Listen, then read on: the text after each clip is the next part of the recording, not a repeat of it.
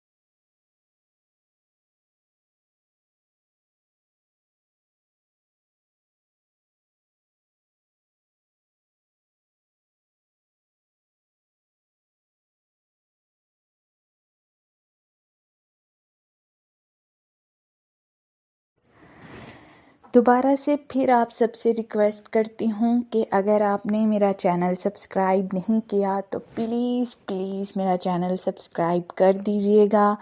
اور bell icon پہ دبا کر ہر نئی آنے والی ویڈیو کو سب سے پہلے دیکھیے، اور قسط پڑھنے کے بعد کمنٹ سیکشن میں جا کر مجھے بتائیے گا کہ آج کی ایپیسوڈ آپ کو کیسی لگی۔